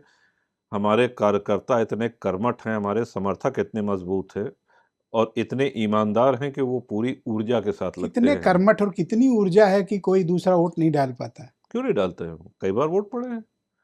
वोटिंग तो होती ही है, वोटिंग होती है, मतदान तो होता ही है। आप देखिए, कभी कोई अरे अभी बीजेपी का प्रत्याशी रो रहा था प्रतापगढ़ में जब चुनाव हुआ था। वो पूरी तरह से नाटक था। आपका रोया, फूट फूट कर रोया। जी, और बीजेपी की सरकार में आपने ऐसी स्थिति आपके उत्पन्न कर दी। आपके आपके जो भी संवाददाता प्रतापगढ़ में हैं, मैंने फुटेज देखी थी भाई। फुटेज तो हमने भी देखी थी। आपके जो भी संवाददाता हैं उनसे पूछ लीजिए कि सच्चाई क्या है, वो खुद ही आपको बता देंगे। फिर आप क्लीन चिट मिलती है आपको सितंबर में, और समअप करते हैं, जल्दी ही खत्म करेंगे, समअप करते हैं। क्लीन चिट मिलती है, आप 2014 में फिर मिनिस्टर बन जाते हैं वापस, लेकिन आपको वो पोर्टफोलियो नहीं मिलता जो आप छोड़ कर गए थे। कोई बात थी? नहीं, वही मिला, खाद्य वही रसद, मिला। खाद्य रसद। अखिलेश यादव से आपके रिश्ते कैसे हैं? कैसे हैं? थे और हैं? नहीं, बहुत देखिए, नेताजी से बहुत अच्छे थे। अखिलेश जी से हम ये कह सकते हैं कि अच्छे नहीं हैं। लेकिन उनके सम्मान या गरिमा के खिलाफ हमने कभी कोई बात कही नहीं। आपने कभी सुना हो हमारा कोई बयान तो बता दीजिए। हाँ, उनको ये नहीं कहना चाहिए था आके कि कुंडा में कुंडी लग जाएगी या लगा देंगे, ये है, वो है। उस पे हमारी अवश्य प्रतिक्रिया हुई और चलिए, रात गई, बात गई, पुरानी बात हो गई। हम बातों को लेकर के और बैठने वाले वो नहीं है कि हम कुंठित होकर के एक बात पकड़ के बैठ जाएँ। 2018 राज्यसभा चुनाव, हम लोग समापन की तरफ बढ़ रहे हैं। हाँ, आप अखिलेश यादव से मिलते हैं, जी, एक तस्वीर आप दोनों की क्लिक जी, होती है। जी, अखिलेश यादव लिखते हैं thank you for your support, और आपकी फोटो डालते हैं। जी। द्विवार्षिक राज्यसभा के चुनाव थे। जी, हाँ, समझ गए। आप जया बच्चन को वोट देने के लिए आपका अलॉटमेंट हुआ था, लेकिन जब आप वोट डालने गए तो आपने बीजेपी के अनिल अग्रवाल को वोट दिया, याद है? आप बोलिए तो हम उसका उत्तर एकदम दे देते हैं। उधर हाँ कह के आए और वोट इधर दे दिया। अच्छा, ठीक, बिल्कुल। क्या थी ये हम मिस्ट्री? बिल्कुल, वो हमारा है। वो इतने द्वंद्व के बाद सपा बसपा का एक गठबंधन हुआ, जो कि हम उससे सहमत नहीं थे। Because of Mayawati? नहीं, बिकॉज ऑफ मायावती भी, और हम ये भी जानते थे कि इनकी जो कार्यप्रणाली है, वे ऑफ फंक्शनिंग है मायावती जी का, ये समाजवादी पार्टी से लाभ लेकर के और आगे चल के धोखा देंगे, और वही आपको देखने को भी मिला आगे वाले चुनाव में। खैर, उस राज्यसभा के जिसकी आप बात कर रहे हैं द्विवार्षिक चुनाव की, उसमें 3 प्रत्याशी थे और 3 में से 2 को जीतना था। एक सपा का प्रत्याशी, एक बसपा और एक भाजपा का प्रत्याशी। अब इसमें बड़ी टेक्निकल वोटिंग होती है, वो बड़ा समय लगेगा कि हम टीवी पे बताएं और आपके दर्शक भी मैं ऊब टेक्निकलिटी नहीं जाएंगे। जानना नहीं, चाहता। वो हम इसलिए कि उसमें प्रेफरेंशियल वोट होता है और बड़ी गुणा गणित करके जोड़ी जाती है गिनती, इतनी सरल नहीं है उसमें। तो उस चीज को हम लोगों ने इस तरह से बैठाया था कि सपा और भाजपा के प्रत्याशी जीत जाएं और बसपा का प्रत्याशी हार जाए, और उस चीज में हम सफल हुआ भी वही। पर आप अखिलेश यादव से कुछ कमिट करके आए थे, वो मुलाकात में क्या बात हुई थी? अब तो जब बातचीत नहीं तो सार्वजनिक होना चाहिए, कोई दिक्कत है? नहीं, क्या बात हुई थी आपकी? कोई गोपनीय बात नहीं। हमने कहा सपा जीतेगी, पर जय बच्चन को आपने तो वोट जया नहीं जी दिया, जीती। लेकिन वोट तो आपने बीजेपी को दिया। हम आपको बता रहे हैं ना कि एक बड़ा वर्ग उसमें विधायकों का, वो सब हम लोग गुणा गणित करके प्रथम वरीयता, द्वितीय वरीयता, कई इसमें बड़ा टेक्निकल होता है। लक्ष्य हमारा जो था कि उसके बसपा फौरन हारे। बाद आप मुख्यमंत्री योगी आदित्यनाथ के साथ देखे गए वोट डालने के बाद? फौरन बाद नहीं, फौरन बाद नहीं, वो तो हम जाते रहते फिर हैं। अखिलेश यादव को ट्वीट डिलीट हो जाता है। हाँ, ट्वीट डिलीट किया उन्होंने। वो वर्स्ट सिचुएशन थी आपके और उनके रिलेशन के बीच? देखिए, बसपा या विशेषकर मायावती जी से जो हमारे संबंध उस समय थे, अगर हमसे ये आशा की जाए कि हम बसपा को वोट देंगे, तो हम इसके पक्ष में नहीं। पर तो जया बच्चन को वोट देने को कहे थे। जया जी जीती। पर आपने तो वोट नहीं दिया। नहीं, हम अगर इधर उधर करते वोट में या कुछ भी करते, तो हम आपको बता रहे ना, हम अपने लक्ष्य की प्राप्ति न करते। लक्ष्य क्या था? लक्ष्य जया जी भी जीते, भाजपा जीत जाए और बसपा हार जाए, वो हमने प्राप्त कर लिया। ओके, नेक्स्ट चीज आते हैं जी। उसके बाद से मैं देखता हूं, जब से वो द्विवार्षिक चुनाव हुए, आप लगातार मुख्यमंत्री योगी आदित्यनाथ के संपर्क में थे। आप बीजेपी की प्रत्येक नीति, उनका जो भी मूव, पॉलिटिकल मूव होता था असेंबली में, आप सबसे सहमत होते थे और मुख्यमंत्री के साथ आपके बड़े अच्छे और नजदीकी संबंध रहे। आप दो दो विधायक जीत के आए, आप एमएलसी भी आपके पास है, लेकिन आप एनडीए का पार्ट नहीं है, यहां आपको पावर नहीं मिली। अच्छा, आपका कहने का मतलब है कि बीजेपी ने स्वीकार नहीं किया आपको? गठबंधन उस दिशा में कभी कोई बात नहीं हुई। सपोर्ट तो आपने हमेशा किया उनका। उन्होंने जब हमसे कहा कि राज्यसभा में वोट चाहिए या विधान परिषद में वोट चाहिए, but why you are not part of NDA? अब ये उनसे पूछिए। आपने कभी कोशिश की? नहीं, हमने कोई प्रयास नहीं किया, हमने कोई प्रयास नहीं किया। डिजर्व करते हैं? देखा जाएगा, समय बताएगा। तो क्या आपका इस्तेमाल करती है बीजेपी? नहीं, ये सब ऐसा कुछ नहीं। 97, ऐसा कुछ नहीं। राजनाथ सिंह। अपने को सेल्फ विक्टिमाइज करके हम कभी नहीं देखते हैं। हम एकदम आनंद मंगल से हैं, पूरे संतुष्ट हैं, और जनहित के, राष्ट्रहित के जो मुद्दे हैं उन पे मुखर होकर के बोलते हैं। योगी जी से आपके रिलेशनशिप कैसी है? कैसे हैं ये पूछ रहे हैं? जी, बहुत अच्छे, बहुत अच्छे। राजभर मंत्री हो सकते हैं, उनकी पार्टी आ सकती है, निषाद की पार्टी आ सकती है, अपना दल की पार्टी आ सकती है, आरएलडी आ सकती है, वाई नॉट जनसत्ता दल? नहीं, ये तो उनसे पूछिए। देखिए, दूसरी बात, इनका तो अलायंस है ना, और मंत्री बनना कोई हमारा लक्ष्य नहीं है कि। तो क्या चीफ मिनिस्टर? नहीं, ऐसा भी कुछ नहीं है। डिप्टी? ना, मतलब हमारे कहने का अर्थ ये है कि मंत्री बनने के लिए हम कोई वो करें, अब कोई इच्छा रही नहीं हमारी। मन भर गया? मन भर गया मंत्री रहते तो हुए। इनको सपोर्ट क्यों इतना करते हैं? विचारधारा की वजह से या कोई? किस सपोर्ट की बात कर रहे हैं? हर तरह से सपोर्ट आप बीजेपी को करते हैं, सदन से लेकर सड़क तक, विचार से लेकर आचार तक। जहां हमारे विचार मिलते हैं, जैसे सीएए हुआ या NRC। एनआरसी हुआ, ये बहुत पहले से हम कहते चले आ रहे हैं। अभी अपना हम ट्विटर आपको दिखा सकते हैं कि जब मोदी जी प्रधानमंत्री नहीं थे, तब के हमारे कुछ वक्तव्य हैं कि नेहरू लियाकत पैक्ट जो हुआ था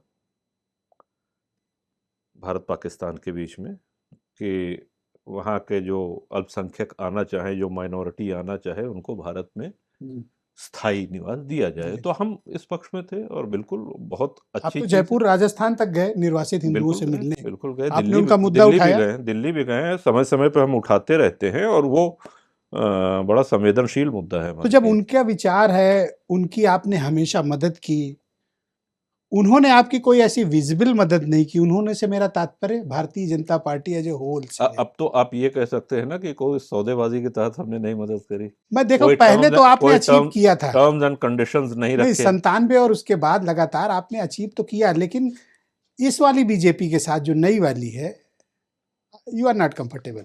हम बहुत योगी कंफर्टेबल जी हैं। को छोड़ के। नहीं, एक मिनट। आप जितनी आशा करेंगे उतने परेशान रहेंगे। आशा करना छोड़ दीजिए। बस जहां हमारी आवश्यकता हुई, हम खड़े रहे। अब बाकी उनका आउटलुक है। ओके, 2024 24 पार्लियामेंट चुनाव, चले बताएं। आप बेंगलुरु गए, हाँ गए। अमित शाह से आपने भेंट की, हाँ भेंट की। क्या बात हुई थी?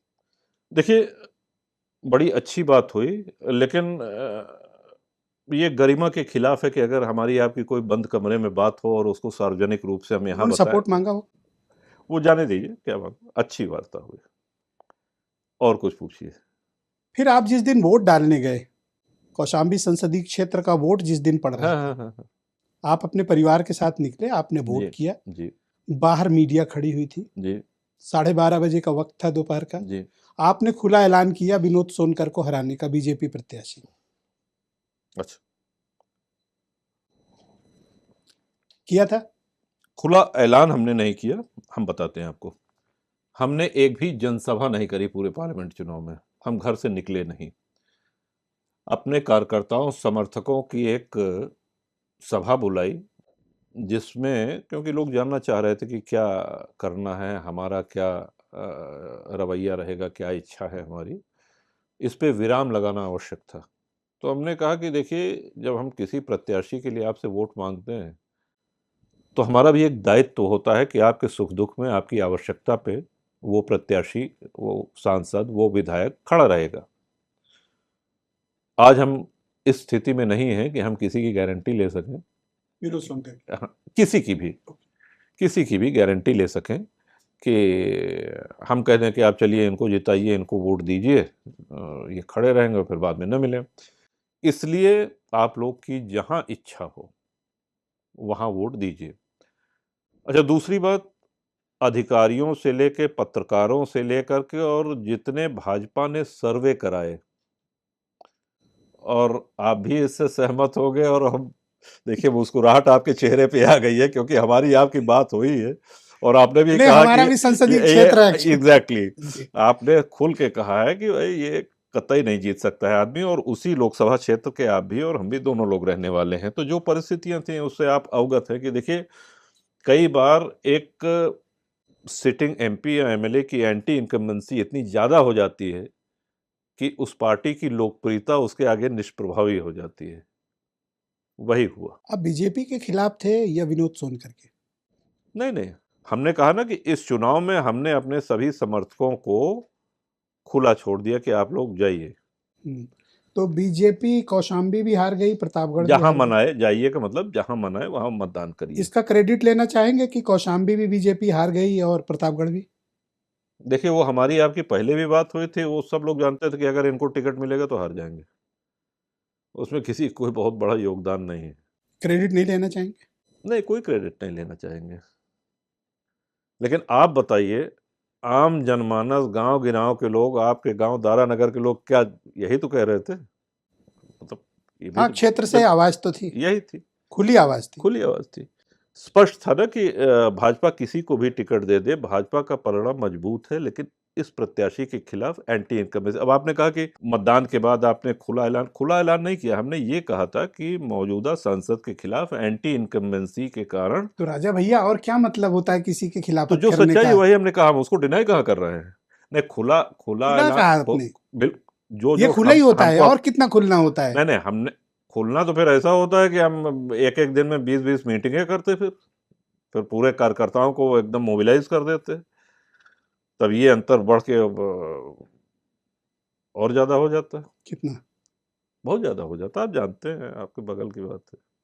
लोग कहते हैं कि आपने बदला लिया है, क्योंकि बाबागंज में अमित शाह ने आकर नहीं आपकी नहीं, इच्छा के विपरीत ये सब कुछ नहीं, कोई एक कोई सभा की थी। नहीं जब आप मिलकर बेंगलुरु से आए थे तो उनको बाबागंज में सभा करने की क्या आवश्यकता थी?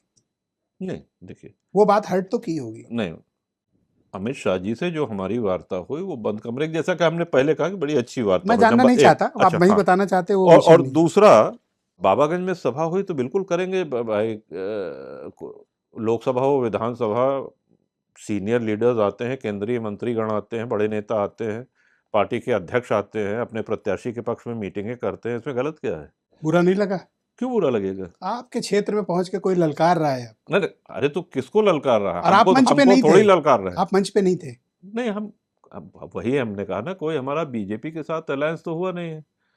हम किस अथॉरिटी से उस मंच पे जाते हैं? आपको बुलाया था? नहीं, अमित शाह ने कोई बात की थी ना आपसे? कोई तालमेल। देखिए, जो हम बता रहे हैं आपको। अच्छा, हाँ, ये भी महत्वपूर्ण है कि जब हमारी माननीय गृह मंत्री जी से वार्ता हुई तब तक नामांकन की पूरा हो चुका था, उसके बाद की बात है ये। आपको तो मनाने भी बीजेपी लीडरशिप ने कई नेताओं को भेजा था आपके घर, इंक्लूडिंग संजीव बालियान। हाँ, संजीव जी आए थे विनोद और सोनकर को लेकर आए थे। लेकर के आए थे, और उसके पहले भी आए थे, वैसे भी आए थे। तो जब विनोद सरेंडर कर दिए, आपसे मिल लिए, तो फिर आपने क्यों नहीं नहीं, उनके? बात सरेंडर की नहीं है। बात सरेंडर की और लड़ाई नहीं, प्रश्न इस बात का नहीं। हमने आपसे क्या कहा कि हम किसी के लिए वोट मांगें या अपने समर्थकों को, कार्यकर्ताओं को लगाएं, तो ये हमारा दायित्व तो होता है कि कल के दिन वो व्यक्ति खड़ा रहेगा। अच्छा, विनोद सोनकर जी आए, बालियान जी आए, तो हमने यही चीज कही। हम कहे, देखिए, एक तो बहुत देर हो चुकी है, दूसरा, हम अपने कार्यकर्ताओं के साथ, समर्थकों के साथ बैठक कर चुके हैं, और उसमें खुल के हमने सार्वजनिक रूप से ये कह दिया है कि आप लोग की जहां मर्जी। इनकम्बेंसी है। नहीं, हमने ये कहा आपकी जहां मर्जी वहां वोट दो। आज जो ऐसे लोग जो 24 घंटा हमारे चुनाव में मेहनत करते हैं, दिन रात एक कर देते हैं, उसमें से बहुत से लोग हैं जिन्होंने विनोद सोनकर को या भारतीय जनता पार्टी को वोट दिया है, बहुत से लोग हैं जिन्होंने सपा को वोट दिया है। कभी कोई एक आदमी नहीं बता सकता कि हमने उसके कहा बाद हो। से फिर कभी गृह मंत्री से बात? न, उसके बाद नहीं मिले, उसके बाद भेंट नहीं हुई, लोकसभा के चुनाव के बाद नहीं हुई। ओके, आप एसआईआर पे कुछ, आप जब हम लोगों ने ये चर्चा शुरू की थी, आपने एसआईआर पर कुछ बात की थी। अगर कोंडा में एसआईआर हो जाए तो आपका क्या होगा? बहुत अच्छा रहेगा। एक, सबसे पहले तो जो लोग एसआईआर का विरोध कर रहे हैं, क्या है, स्पेशल इंटेंसिव रिवीजन, इंटेंसिव, विशेष गहन पुनरीक्षण। हाँ, विशेष गहन पुनरीक्षण। हम देख रहे हैं कि अब कई नेता वो मतदाता सूची लिए हुए वो कह रहे हैं कि ये देखिए साहब, ये गलती है, ये गलती है। आए दिन टीवी पे दिखते हैं, आजकल बड़ा चर्चा में है एसआईआर। तो आप मतदाता सूची दिखा रहे हैं, कह रहे हैं इसमें ये गड़बड़ी है, तो वो गड़बड़ी कैसे दूर होगी? एसआईआर के माध्यम से ही तो दूर होगी। आप कह रहे हैं कि ये मतदाता सूची गलत है, ये देखिए, इस आदमी का नाम 2 बार है, या हाँ, एक तो आवाज पर 100 वोट है। वो एक, उसमें भी हम स्पष्ट कर दें कि जैसे उन्होंने कहा कि एक पिता के इतने पुत्र कैसे हैं, फिर बाद में ये पता चला कि वो काशी की एक मठ का है, और जो वहाँ पे जो शिष्यगण हैं उन्होंने अपने पिता के स्थान पे अपने गुरु का नाम लिखा है।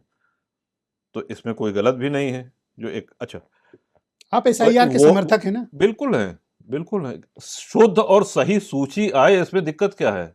मतलब इसमें दिक्कत तो उनको होगी, या हो रही है, होती हुई दिख रही है, जो ये चाहते हैं। भाई, हमारा क्या लक्ष्य है कि बांग्लादेशी हो या रोहिंग्या हो, वो हमारे देश का मतदाता नहीं है। भारत कोई धर्मशाला नहीं है कि आप चले आइए और यहाँ पे आप ये भी इसमें देखिए, रातों रात गुड़गांव से और कई नगरों से जो है, जो घरेलू नौकरानियां थे, वो गायब हो गए, भाग गए। जब उनको ये पता चला कि साहब ये तो जांच हो रही है और हम पकड़े जाएंगे और डिपोर्ट किए जाएंगे बांग्लादेश, तो ये अनेक महानगरों में हुआ ही है। तो आपके यहाँ भी है क्या ऐसा? नहीं, हमारे प्रतापगढ़ में तो ऐसा नहीं सुनने में आया है, लेकिन आप जानते हैं कि गुड़गांव में, दिल्ली में कई एक ऐसे प्रकरण आए हैं, जो हाउसमेड तो हैं या आपने कौन सा एसआईआर कर रखा है गुंडा और बाबागंज में कि आज तक आप हारे नहीं? एसआईआर से हारने जीतने से कोई मतलब ही नहीं है। आपने ऐसा क्या कर नहीं रखा है? नहीं, एसआईआर लोग एसआईआर कहते हैं मिलिट्री लगा दो तो भी आपको नहीं हरा सकते, ऐसा क्या है? अब उस पे आ रहे हैं ना।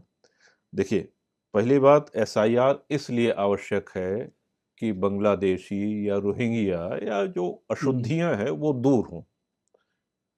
आज केंद्र में जो विपक्ष कह रहा है कि साहब ये धांधली, तो वो उनकी शिकायतें एसआईआर के माध्यम से ही तो दूर होगी, सही जांच होगी। अब इस विषय को यहाँ से अब आप हमारे, कुंडा बिल्कुल बाबा हम कुंडा में चाहेंगे कि, और कुंडा में शुद्ध सूची है, फिर भी और शुद्धिकरण करना हो तो करवा लें। होनी चाहिए। नहीं, पूरे प्रदेश में होनी चाहिए, क्यों नहीं? अगर कोई मृतक है तो उसका नाम हटना चाहिए, जिन लोगों का नाम शामिल नहीं है होना चाहिए, ये तो रूटीन काम अच्छा, है। आज मैंने लोगों से पूछा कि आप राजा भैया से क्या जानना चाहते हैं। जी, एक बड़ी दिलचस्प सवाल आया है।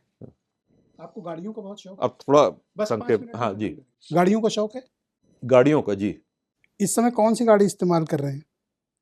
इस समय लैंड क्रूजर है हमारे पास, टोयोटा की। तो गाड़ियों का शौक शुरू से रहा है या इस बीच कुछ बढ़ा? शुरू से रहा है, गाड़ियों का, घोड़ों का। घोड़े हैं भी? हाँ, घोड़े हैं।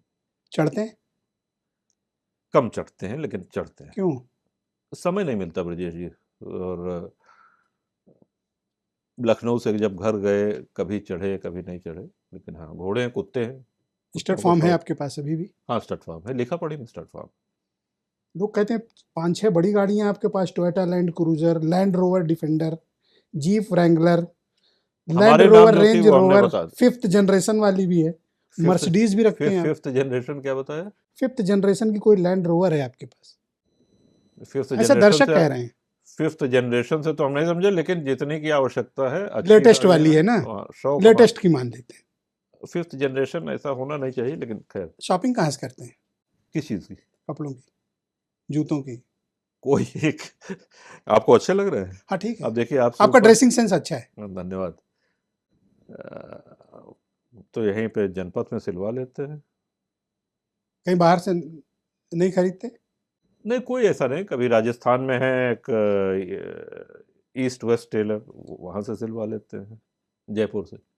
सबसे ज्यादा कहाँ का खाना पसंद है आपको? खाना सब खा लेते हैं, मतलब वेज या नॉन वेज? भारतीय नॉन वेज। नॉन वेज में क्या नॉन क्या? अलग अलग होता है, सब कुछ? वो कह पाना इसलिए नहीं कि कभी, मतलब देसी है या चाइनीज है, खाना पीना ईश्वर की कृपा से स्वास्थ्य संबंधी कोई समस्या है नहीं, तो कितनी कंट्रीज का दौरा कर चुके हैं? कंट्रीज जोड़ के बताना पड़ेगा मुझे। 25-30 तो हो ही गई होंगी। 20 के ऊपर हो गए होंगे। ओके, फाइनल क्वेश्चन, जनसत्ता दल का और आपका क्या भविष्य है?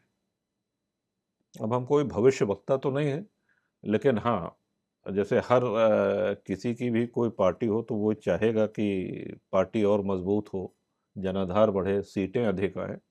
वही हमारा प्रयास है, बाकी प्रदेश की जनता का जो आशीर्वाद होगा वो सिर माथे पे। अलायंस करेंगे 27 में? देखा जाएगा, देखा जाएगा। संभावनाएं किधर ज्यादा लगती हैं आपको? हमारे विचार आप जानते हैं, और आप ही नहीं जानते हैं,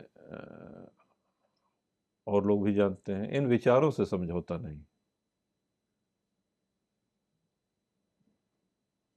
कभी लौटेंगे अखिलेश यादव के पास या नहीं, फाइनल क्यों उनके नहीं, साथ? हमारी तरफ से देखिए, कोई व्यक्तिगत, हम कभी भी, आपने देखा होगा, फिर हम वो बात कहेंगे कि मायावती जी के लिए भी हमारा कोई क्रोध का या असम्मान का भाव नहीं रहा है। बीजेपी के साथ अलायंस होगा? अब होगा या नहीं होगा ये तो समय बताएगा, अभी से नहीं कहा जा सकता। 27 में क्या लग रहा है? 27 में हमको लग रहा है कि हमारी सीटें बढ़ेंगी, जिस हिसाब से हमारा जनसंपर्क है, जिस हिसाब से काम है, हम आशान्वित हैं। Double digit. ईश्वर ने कहा आप सब लोग की शुभकामना हो तो बिल्कुल। बहुत धन्यवाद। मेरे ख्याल से बहुत वक्त के बाद आप इतना खुलकर। नहीं हम एकदम, और हम तो, और बड़ा अच्छा लगा मिलके, और कई वर्षों बाद इतनी लंबी इंटरव्यू हुई। और इस समय बुखार में है, लेकिन अगर हमने कहा होता आपसे कि हम बुखार में हैं और इसलिए, तो आप कहते हैं कि जैसे सब नेता बहाना बनाते हैं वैसे आप भी बना रहे हैं। आप कमिटमेंट वाले हैं और आपने जो वायदा किया आप निभाया। आप अपने वायदे पे हमेशा खरे उतरते हैं। बहुत शुक्रिया और बहुत धन्यवाद हमारे साथ इस चर्चा का हिस्सा बनने के लिए। बहुत धन्यवाद। बहनों भाइयों, इस विस्तृत इंटरव्यू में मैंने कोशिश की कि जितने भी सवाल, कहानियां, किस्से, किंवदंतियां, झूठ, सही, अफवाह, सच्चाई, दावे, तर्क रघुराज प्रताप सिंह के बारे में रहे हैं, मैंने वो सब आपके लिए पूछने की कोशिश की है।